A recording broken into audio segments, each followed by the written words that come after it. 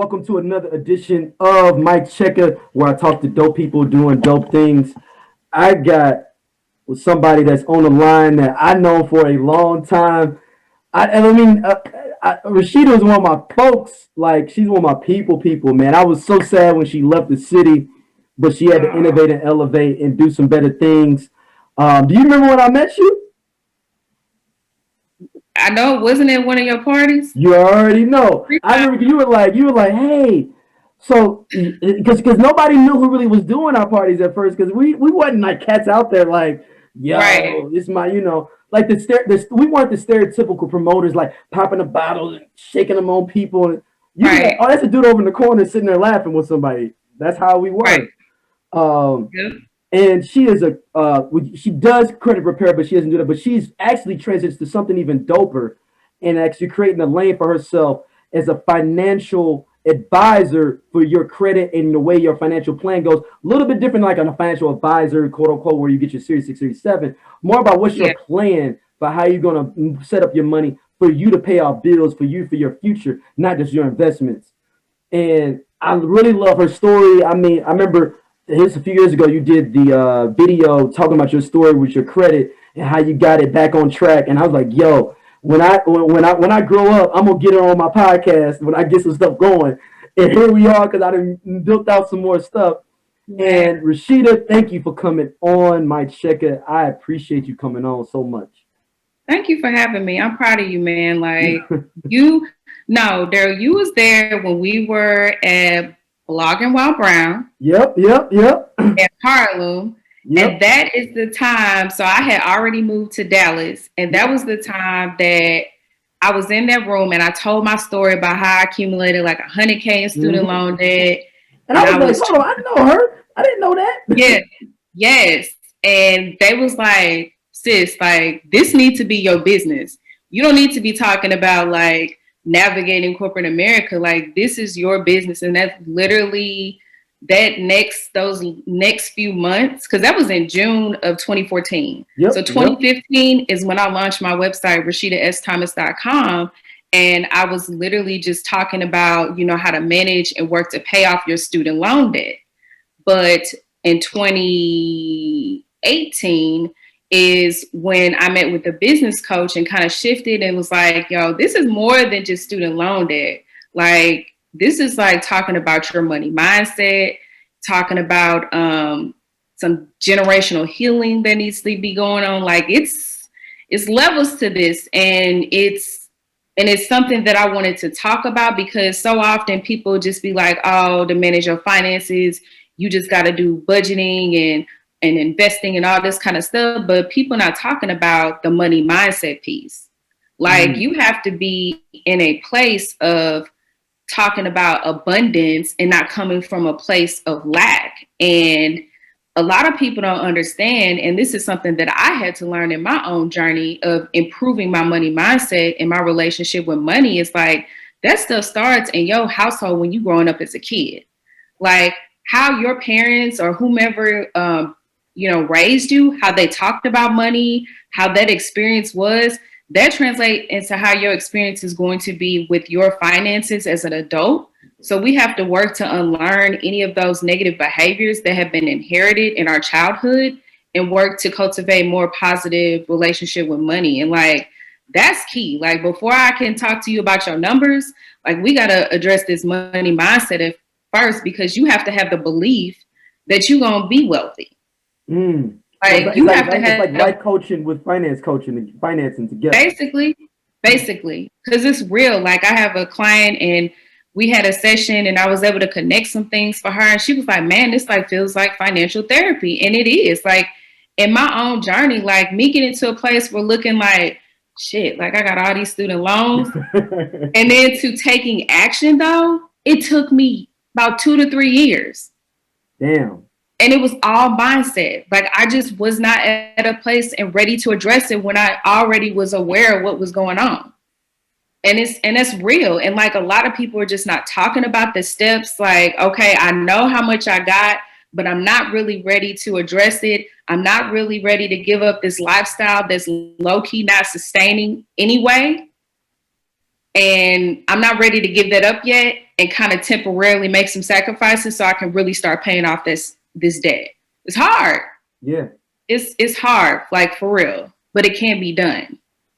Yeah, I mean, so yeah, I mean, I've been there blogging while brown, man. That was like, I mean, that was a time period, man. I would miss the good blogging days, man. Don't you? Yeah, Like, oh man, people always talking like, yo, why you don't keep the blog going? I was like, man, the game has changed, like literally overnight. A lot of the cats we knew that was blogging that are big now, big writers at different places. big. These different conglomerates start buying them up, so they not doing they blog no more. And I was like, Yep. man, I'm not gonna do that. I ain't finna go. I ain't moving to New York and then like that to be having to be on the hustle and bustle. So I was Yeah. always like, man, you know what, I'll get back to it at some point. But this is my space now to be able to do that. You know, more the podcasting avenue, and then on top of it, a lot of I talk about it with my co-host on Scenario. Man, Mhm. like when it comes to like what I want to say, like I've said everything I want to say in general in one Right. form of fashion. I'd rather put other people on. I talk about some random other topics that I haven't talked about before, and that's why I really started this venture within the this part of this show on the podcast network. So yeah, man. So you didn't go to Philly or LA then for Blogging with Brown, did you? Nope. The only one I was able to Was go it to in was one in the one. Harlem? Yep, the one in Harlem. I was supposed to go to the one in Austin, Yeah, but it was like a huge accident and like the highway was shut down, so I wasn't able to go to that. And then after that, they kind of like, yeah. It kind of fell off. yeah, I didn't see anything else after that. So that was the only one I was able to go to. Man, I wish you would have went to the one in LA. The one in LA was like super dope, man. Ugh. Cause the one in LA, that's when I won the Black Blogger of the Year award or whatever, and like Kim Coles gave me my award. It's like Oh and wow. yeah, man, it was like a couple other celebrities. John Boyega was there because he was premiering Attack on the Block. That was before people knew who he was, and he Wow. came there to like give us a sneak preview of it. And I was so mad I didn't go watch it because I was like, I'm gonna go take a nap. But I was like, what is Attack the Block with John Boyega? Who is Right. gonna see that? I'm gonna go take a Right. nap. Now you like, damn.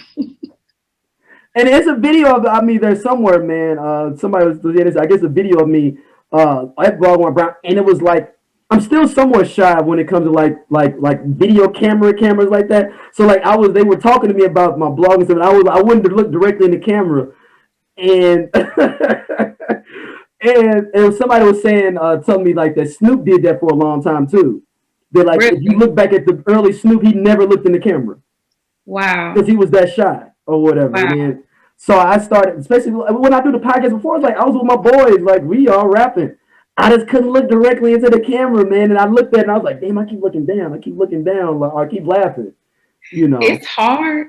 Like when Yeah. I be doing content videos, I be having to take a shot to like get through it because I'm like, okay, let me go and knock these videos out for the one time. But I literally like kind of got to take a shot beforehand. And Mm-hmm. like the person that's helping me with it, like he has to like drum up conversation with me based on what I outline for content. And he like records me and I don't even know. So Oh, I that's just be dope. talking. Okay. I just be talking and getting the information out. He said, okay, I got what I need. And I was like, what you mean? You've been recording the whole time?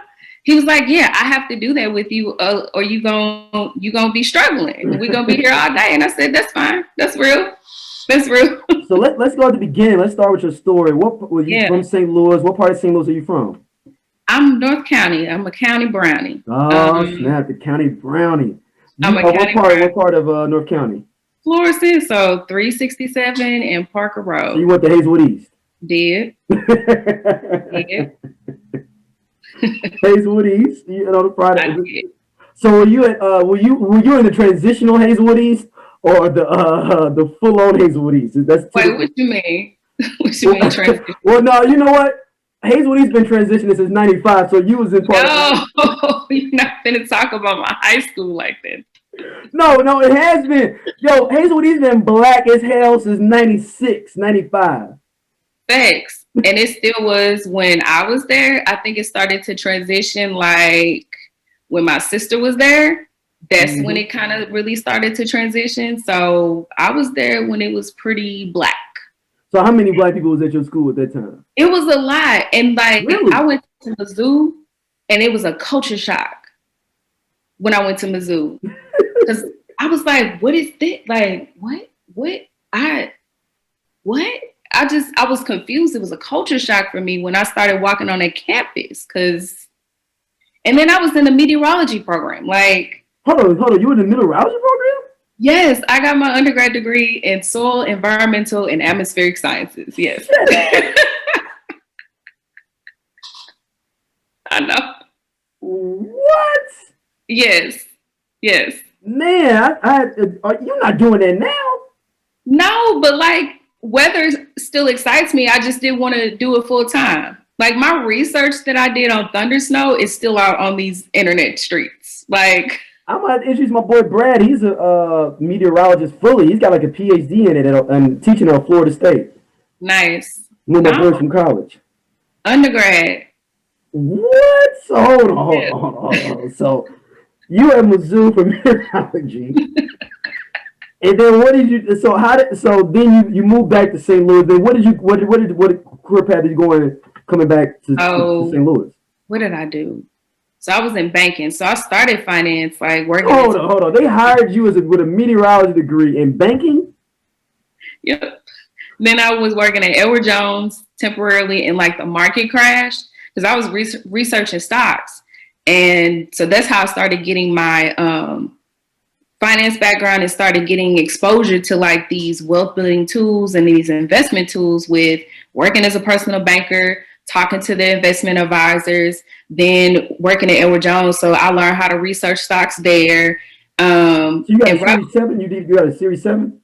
So that's the thing, like the market had crashed and I had to get up out of there because like it was stressful. My hair was falling out. Like I remember the day when the market crashed and the whole trading floor was quiet. Like you could have heard a pin drop. Wow. It was crazy. And we were sitting at work watching this happen in 2008. I was like, I gotta get up out of here. So yeah. You didn't get the chance to get to your Series 7 because of the market crash. I didn't get a chance to do the 7 in 63. I literally had just started studying for it. And then the market crashed. So then you transitioned. So did you stay in finances then? No, I kind of went to auditing. I did auditing. So I worked at Better Family Life right before I left St. Louis. Did auditing here when I moved to Dallas.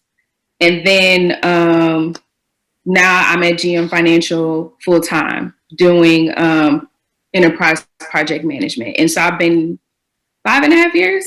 Oh, wow. Okay. Yeah. So I've been doing that and understanding the auto finance industry and all of that. So my finance background has been auditing, it's been auto finance, it's been banking, it's been. You ain't looked at a thunderstorm since undergrad. I haven't, but I'm still intrigued though. Like I'll go and stand on my balcony and I'll go and collect hail. I'll be like, oh, okay, this is collect hail. I do. Like when it gets on my balcony, I go sit up there and I compare it to see how big the hail. I know. I just be nerding out. It's fine. It's all good. Everybody got their kinks, man, or what they love that they want to, get knowledge about. There's nothing wrong with that.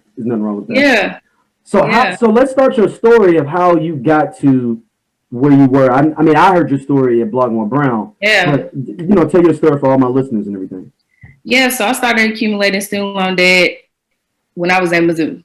I got out of Mizzou, came back home. I was bibbity boppity boo in these St. Louis streets, having a grand old time. That's when we connected. Sliding at some of my parties. I was out in the party scene in good old St. Louis and having a good old time, not in a place of wanting to address my debt. And that's another thing with our generation. I was having this conversation about a week ago, like our generation, we were told to go to school, go to college, and go get a good job. But we were met with literally the economic downturn. Mm-hmm. So we thinking we finna get out of college making, I don't know, $45,000. I didn't start making that type of money until I moved to Dallas. Yeah. So I'm coming out of college making $10 an hour. I never forget. They pulled me in a room to tell me, "Oh, you getting a 6 cents raise." Since you could have kept that. Right. Oh, you need that. That's like getting 2 pennies from when you get something. right. I'm like, oh, that's what y'all called me in here for? I could have still been on the phones. Like, what is? Yeah. So you coming out of college thinking you finna be making all this money, and that wasn't necessarily the case for me. I still was trying to find my footing, and then I wasn't addressing my debt. So then I was like, well, I'll just go back to school. I didn't know what I wanted to do really, so I just went back to school and got a master's. I didn't have a plan, nothing, and so then you thought it was a good idea. It was just like it's a good idea. So I just went and got my MBA. So that was more debt, and then Where'd you go get your MBA from? Lindenwood. Lindenwood. Okay. Went to Lindenwood, got an MBA. Did you know Lee Daniels went to Lindenwood? Really? I just found this out. I know that's a tangent as hell, but he went there for 2.5 years. Why they ain't never pop up in my alumni newsletter? He never graduated. But still, normally they put a little cute little such and such attended here. He went to Lindenwood for 2 years and left and went to LA. Interesting. Yeah, I just found this out. Wow. Didn't know that. Yeah. So I got that MBA, and then I was making $10 an hour. $10 an hour after I got done with that. And then I was in a bad place financially to the point where I had to file bankruptcy.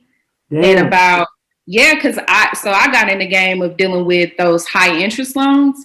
And over here, robbing Peter to pay Paul to continue again to keep up this party lifestyle when low key, I ain't got the money. So unfortunately, I had to file bankruptcy. I think that was in 2011. It was either 2010, 2011. I had to file bankruptcy, unfortunately, because I was just well over my head financially. And right after I did that, I went and they was like, oh, girl, you can take 8 more classes and get another master's, because I didn't want to pay back my student loans. Right. So you was like, I'm going to still stay in school. Right. I was like, bet, let's do it. So again, not addressing my debt, still racking up this student loan. So by the time that stuff came out of forbearance, because I done used up all my forbearance, I done used up all my deferment, we had $100K. Right. We had $100K, and mind you, I didn't start making $45,000 or so until I got here to Dallas. So, yeah.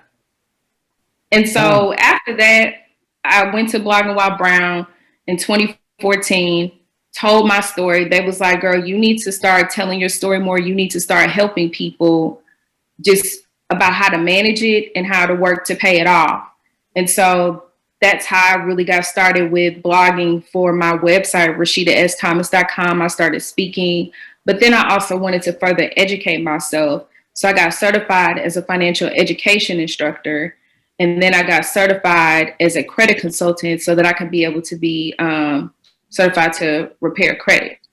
So I further educated myself and then shifted into the space of the financial coaching is what I do now, but addressing the money mindset, seeing if there's any limiting beliefs, and then also getting to a place where, okay, now we can talk about a debt repayment strategy. Now we can talk about a savings strategy, and I'm going to hold you accountable in the process. But another big piece, and what I went through, is once I understood, okay, this is how much debt I got, I'm ready to address it. I had some bad financial anxiety. What do you mean by that? I just had anxiety because it was so much, and I was at a place where like I'm gonna die with this. I'm gonna die with this debt. You was like, fuck it, I'm gonna die with this debt. I know people that like that. Like my aunt jokes about it all the time because my aunt's got like 3 masters in like accounting, and she was just like, she makes great money. She's paying it, but she was like, I might as well die with this debt. I'm 60 years old. I mean, I just had so much anxiety. Like when that forbearance was up and Navient was like, run us our money. Like I had a full on panic attack in the parking lot in my car at work because I knew I had to pay Navient, and I didn't know. I was like, I don't think I'm gonna have the money to be able to do this monthly payment plan. And it was a full-on panic attack. And I was like, okay, I have to work through this because I can't continue to run from it. Yeah. So I'm gonna have to eventually, I'm gonna have to address this, and I need to figure out, okay, mentally, how can I get myself to a place to be able to address this so that I can get my brain functioning from a place of abundance and not scarcity, so that I can start attracting that money to me to allow me to be able to start making these payments and start really tackling this debt. So it was really changing your mind state first before you're making that plan. Yes. To go after it. Yes. And a lot of times in this money mindset, like changing your money mindset, yes, it happens, but it's consistent work. Like you have to constantly speak life into your financial situation. Like it's not just, oh, I'm straight. Like, no, you got to continue to speak life into your financial situation as you further continue to elevate in your wealth building journey. Because I mean, you're going to have days where you just like, maybe a financial day where you just not really feeling it, but you still have to speak from a place of abundance and not scarcity, and not go back to where you was before, and know that you're not going to go back to where you were before. Damn, is the great E40 said, I can't go back to selling yo. You can't. You can't, literally. So I addressed that anxiety, was able to become a published author, did my Faith Plus Finances budgeting journal. And now show it off in the back. I see it in the back. Yes.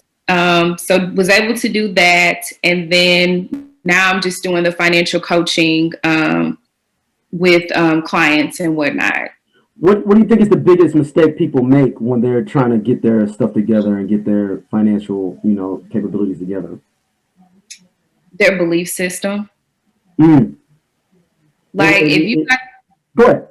If you got the mentality to say, I'm just going to have this debt till I die, then you're going to continue making minimum payments. And also, a lot of people don't understand, like, is this lifestyle that I'm currently living, is it financially sustainable? Like, how long is this going to be sustainable? Because a lot of times we're overcommitting ourselves financially and we don't even know it. And you looking every month and you got more month than you got money, because you're not understanding where your money is going.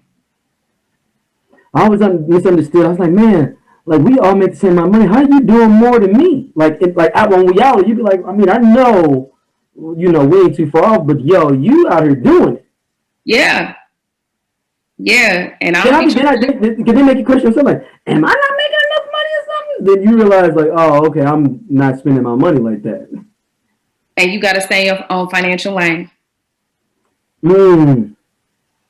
You do. Like, what people, you don't know, and you don't know what they got going on to be living that lifestyle that they live in. And that ain't for you to investigate. You stay in your own financial lane and work to build your wealth how you build it, because it is your financial journey and not theirs. And a big thing is who you around. Like, your circle is important. And that factors into your net worth. Like, a lot of people talk about your network is your network. Like, nah, for real. Like, are people around you holding you accountable for your finances? Are y'all having these conversations about wealth? Like, what are y'all talking about on a daily basis? Do you have somebody that's consistently calling you, that's keeping you from flowing in your gifts that are going to be income generating? Like, what does that look like in your circle? And you got to really evaluate that as to how you are, who you got around you. That was a big lesson for me. And within changing that, was that a hard thing to do? Hell yeah. It didn't feel good. And as I continued to do work on myself, then the distance occurred, and I didn't have the capacity anymore.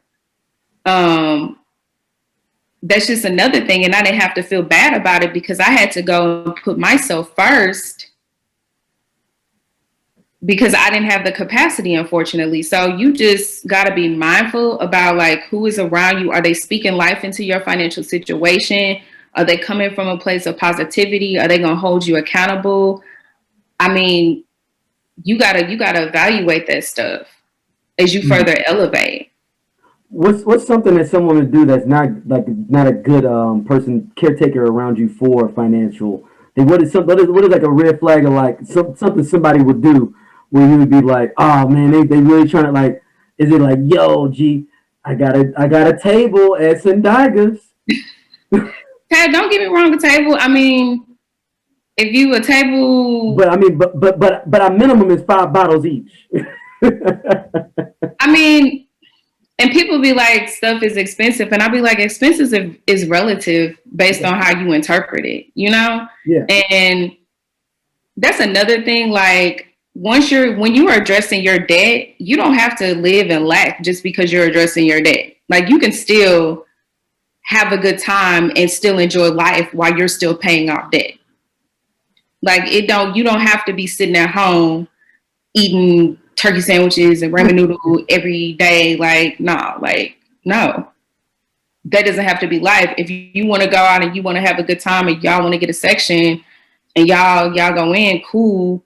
If that is that type of fun has been slotted in your budget. But then most times it's not like who slots in their budget for the booth. Like I'm not saying it's not possible, Yeah. but that'd be amazing if somebody has that in their budget. Like I pop bottles on Thursdays, so that's gotta go to the budget, and we pop on Sundays. That's in my Yeah. the actually that'd be amazing. Maybe I need to do that. Maybe that need to be my career is the pop bottles budget, like how to budget yourself. After they talk to you, they can talk to me about like how do you budget your. You can still pop bottles, but maybe you don't go on the main night. You go on Thursday and Sundays. You know, you don't go on the high Friday and Saturday night to pop bottles. You go Thursday and Sunday. I Maybe mean, Wednesday too for way back Wednesday. Maybe you go that night. I mean, or you could tiptoe on a Tuesday. Yeah. If you $2 feel Tuesday. bad. Shout out to the Sprues. Right. $2 Tuesday. Or the Broadway. I mean, That's only man, certain folks gonna get that. man, and that chicken and spruce. Yo, listen. Listen, Listen. I literally, I drove during the pandemic to the first day that what is the spot on the east side right next to the Beano? Um, I can't remember the name of it now. Man, it's pissing me off now. It's right across the street from the Beano. The Beano for everybody's the monastery. When you hear people, right. the monastery. I can't think. Only real salespeople people know the Beano. Like, Right. It's at the Beano way in the back. Right. That you at the hour spot that you would go get chicken from. Yeah, it's the one right across the street. Yeah. Because like when you kind of you graduate from your hood spots to more of the lounge feel, and you go over there. Yeah. What is the name? It's not Starlights.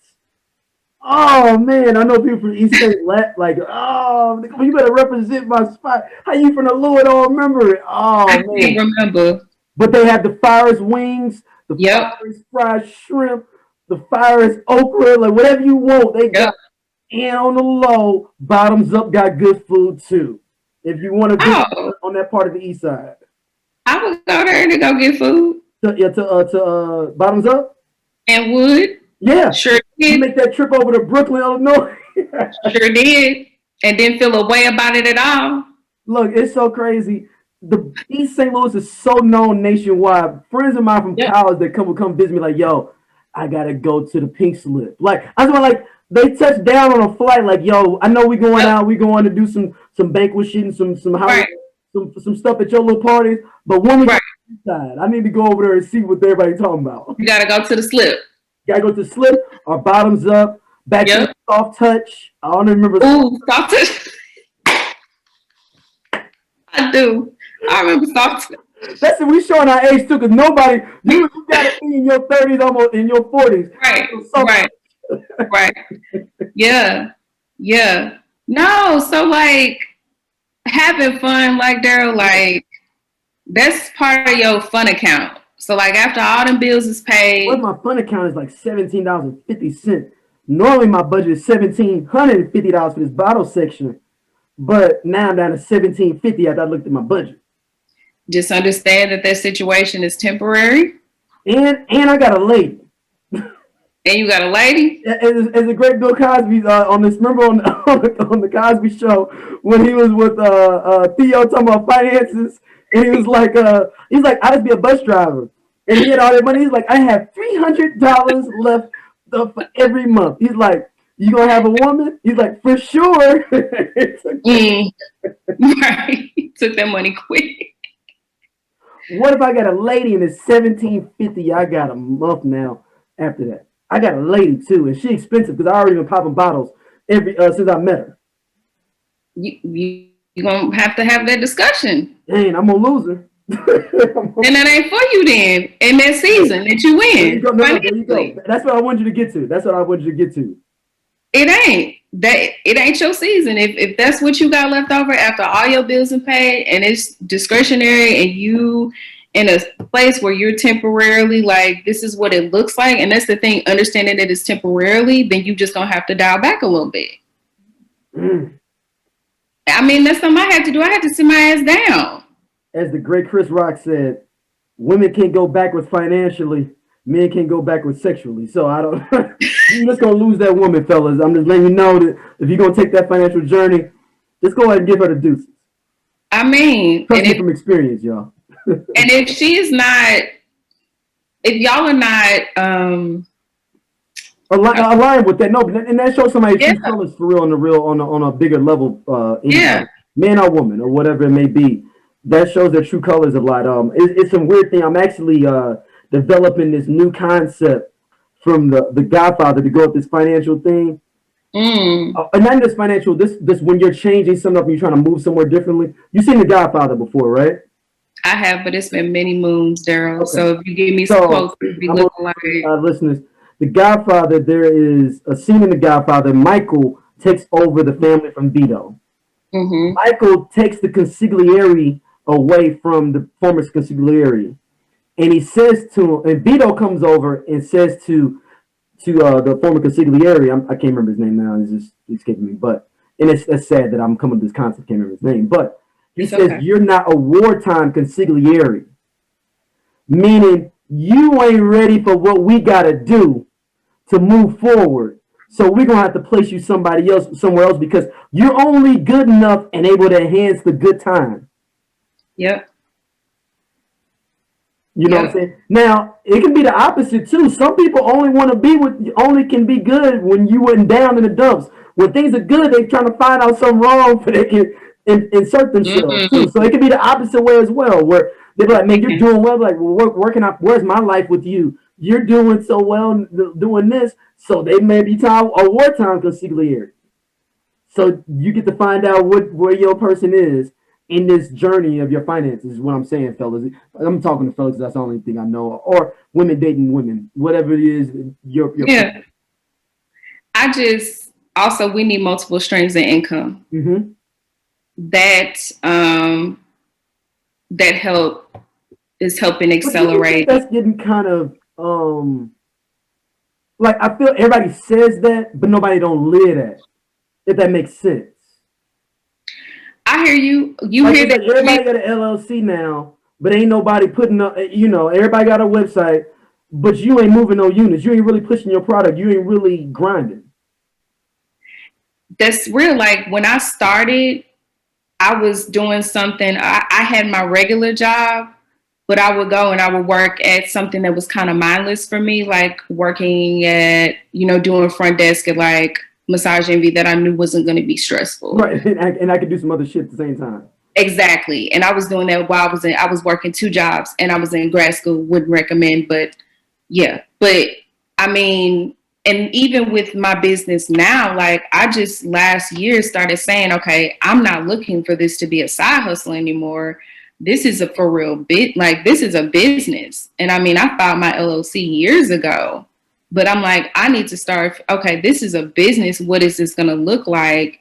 And is this really, and it's, asking my questions, is this my calling? Like, is this really going to move, like you said, move them units? Like, what does that look like? And people just saying, oh, set up an LLC, da, da, da, da, da.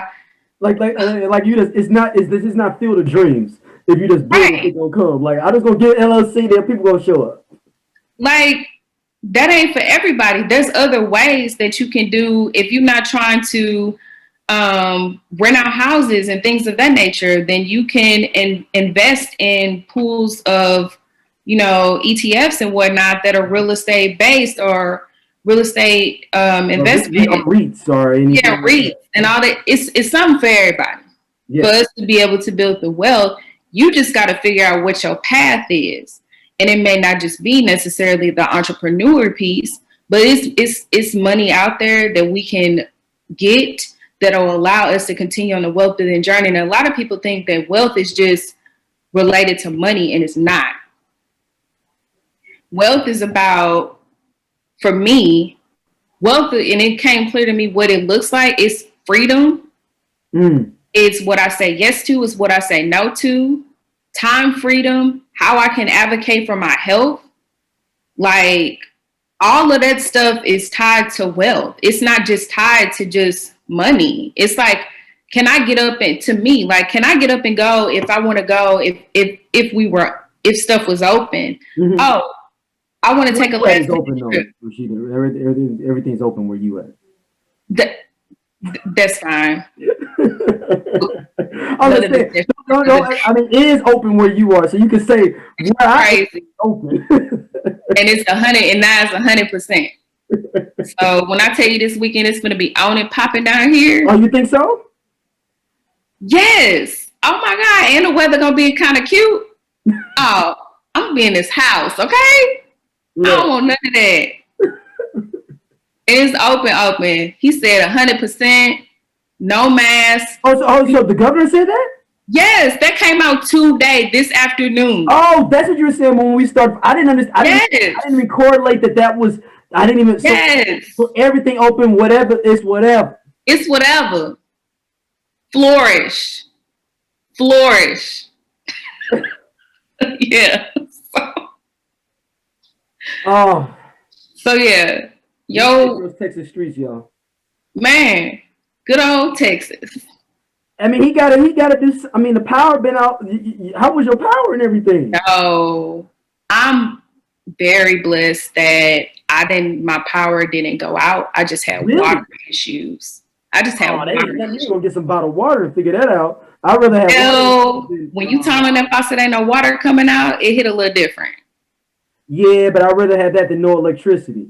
It was different. And being from St. Louis, I was like, yeah, this is because it got so cold. Like -2.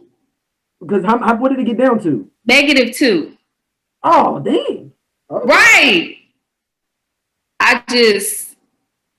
Because I had power, like people that didn't, that I was checking on, like they couldn't even get to me because the roads were bad.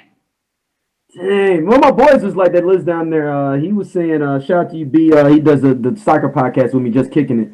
And he said that they don't understand that, like, he said it does people don't understand, like, that it, like, when it's ice period, you just don't drive over the ice that's bad. You got to go slow the whole way. It's just not when you see the ice. Like, right. It's bad. Like, if it's ice everywhere, you have to have the mind state that everywhere is icy.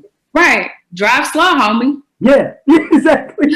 Drive slow, homie. Like, shout out to Kanye. Hope you come back, though, man, after this divorce, bro.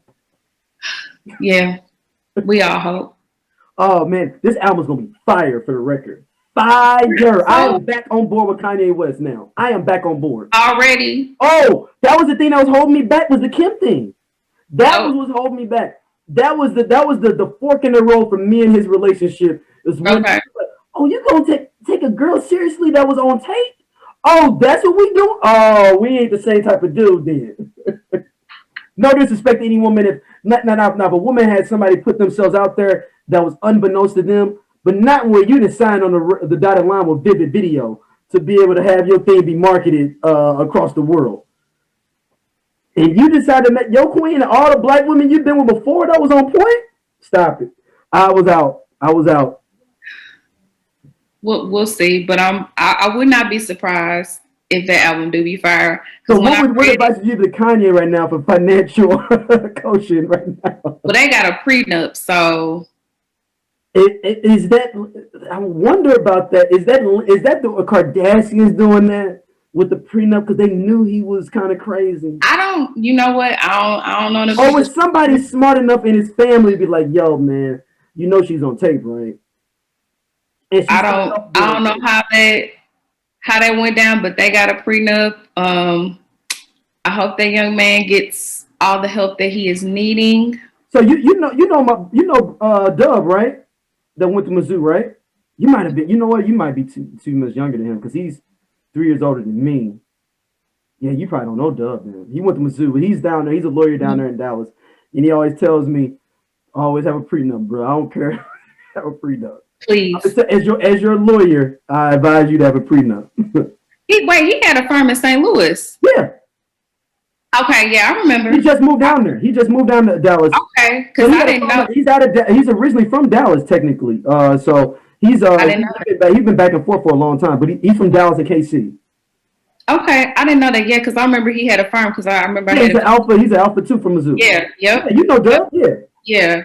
Yeah, but he's down there. He lives in Deep Ellum, actually. He just got a crib built in Deep Ellum. Nice. I love Deep Ellum.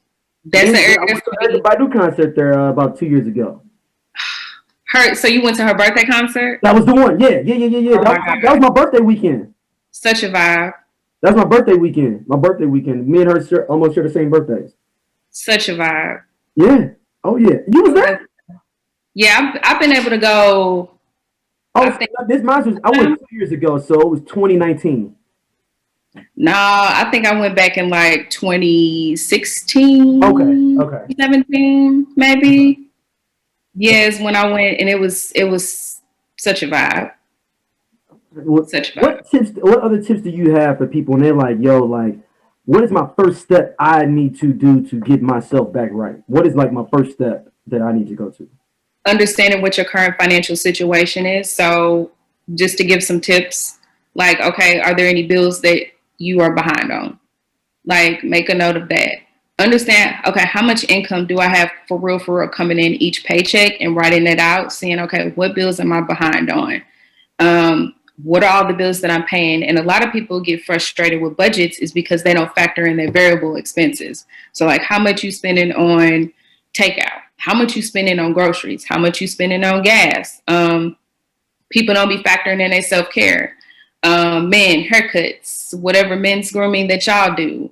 Women, our hair, our nails. If you into therapy, any type of therapy. Do most women really put that in their budget? Should you put that in the budget as a woman? I mean, I guess you know what, you're right. I mean, it's a variable expense. Yeah, it's a variable expense because it could depend on what's going on, and yeah. And it's like with me, like with my business, like I do photo shoots. I take branding, so I have to plan out. Okay, this is how much I'm paying my photographer. This is the look I'm looking to achieve regarding my clothing. That's money. If that's not sitting in your closet, makeup. Yeah. Which your hair, if you got to get your hair, like all that add up. Like, so planning for that type of stuff and just hair and putting that in your budget and accounting for those type of things. So you're not looking up at the end of the month, like, where did my money go? So fixed expenses, everything that has a due date that you know is going to be coming out of your account, cool, but also understand how much you're spending in variable expenses. So look at your bank statements. And like technology has gotten so much better that like Chase, PNC Bank, these banks and whatnot, Bank of America, all you can do is go on the app and look at your spending summary. So you can see, they categorize it, how much you're spending, and you can look for the past 3 months, how much you've been spending on your variable expenses instead of just putting a random number in there for like food and groceries. Good point. So understanding your current situation and like sitting in that and not beating yourself up about it. And then once you catch up on those bills and stuff, then you can start getting to the debt repayment. Then you can start saving for that emergency savings. People say 3 months. Nah, with this pandemic, we need about 6 months because even people have even when the things have like started to open up a little bit, people are still struggling to find jobs in their professions, and it's taking longer. Mm-hmm. And you're going to have to account for that. So that's why I say 3 months. Nah, you need to do 6 months of expenses, and it needs to include your fixed and your variable expenses for that 6 month buffer. And I mean, I use Digit. That's easy. They just take a specific dollar amount out of my account every day, and it goes to like a little savings account. And I have it. That's the thing. Automate. Like if you gotta hit a button, you ain't gonna do it. You ain't gonna do it. You gotta automate that stuff so that it can automatically just come out. You ain't gotta worry about it, and you actively know what you're working with every time you get paid. That's some good points, man. Wow. Yeah. All right, so we get into the lightning round of the interview. Ah, shucks. You have to answer questions. You have to answer with the choices. You can't. You have to decide one. You Okay. Go outside of it. All right. First one up: Cosby Show or Different World. Darryl, really? These are the hard questions. This is the hardest part. The other part, you thought the other part was hard. This is the hardest part. Cosby Show. Okay. All right. Fresh Prince or Martin. Really? Martin. Okay. Nas or Jay-Z? Jay. Jay, all right. West Coast or East Coast? Damn. Okay, so what do you mean? Like whatever way you want to do it. What do you mean? Like vibe? What would mean? No, I didn't say you decide. All I said is West Coast or East Coast. Damn. You decide. West Coast. Okay. Tupac or Biggie? You killing me, Smalls.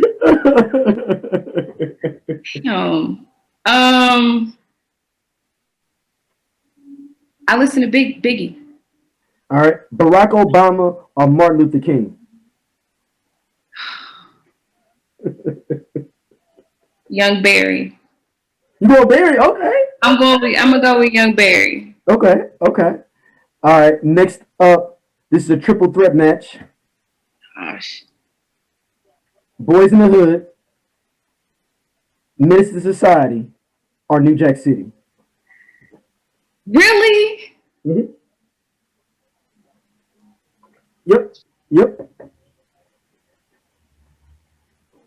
We some boys in the hood still in it. 5 in the morning on the corner. All right. I'm sorry, I had to. Miami or Atlanta? In what aspect? I didn't ever say. Man.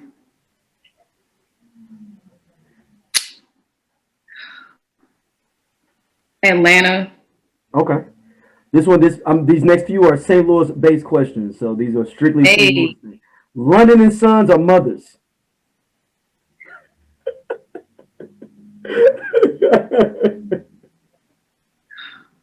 London and Sons. London and Sons over Mothers? Mother's Fish? You know Mother's Fish is in Clayton now?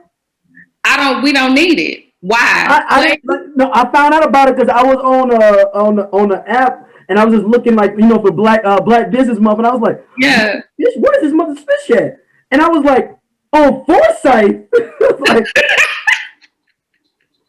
Wait a minute. What? I need you to report back on that. I'm tempted to just drive over to myself.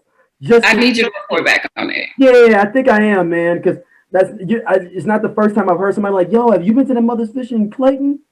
And I'm like, no, I ain't been either. I don't even know what it is. All right. I need to go in there and see. All right. Next up, Palace or Saints? I told you these next few are the St. Louis strictly. Actually, let me get a triple threat match. Palace, Saints, or Skate King?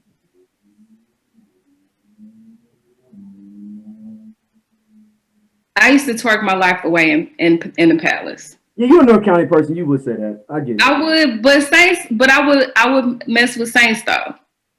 Okay. I would really mess with Saints though, but I used to twerk my life away at the Palace, and then we migrated to Aloha. See, I never really kicked it at Aloha like that. I did. I'm a North Side kid, so I never that was too far. That's too far north for me. That's too far deep Yeah. north. That's like going to a different country at that time. That was a different country in North County. No, I'm dead serious. Like that, it seemed like forever. Because I grew up on St. Louis Avenue. It took forever, like 35, 40 minutes at that time to get all the way out there. It was another country. Yeah. Is the tap room still open? Yes, the tap room is still open. I saw you still. I went over to get my grandma a fish plate maybe 3 weeks ago. I ordered on because she was like, "You going a little." Because you can order online for the tap room. You know that, right? What? Wait a minute. Wait. Yes, they go. Wait. They upgraded. Really? Put in tap room online. You can order it now for somebody. They have like they got a part of some other app that's online that they got a part of. It's not like DoorDash and it's like some other like maybe Google like thing or whatever. Yeah. Fancy. Yeah. And then I would rock right in. Money I had already paid for it from my grandma off the credit card. Walk right back out with that fish plate for it. Oh wow. Wow. That's a St. Louis delicacy. Yeah. All right. Just a couple more. Fairground Park or O'Fallon Park? Fairground. Okay. A lot of people like to say O'Fallon Park. All right. Fair. Science Center or Missouri History Museum?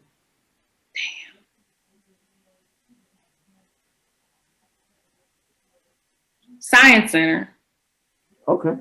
I'm biased. All right, I'm gonna get into my club days now with this next question. Club 7 or EXO? Shout out to here. Don't say that. Who on both clubs? Damn.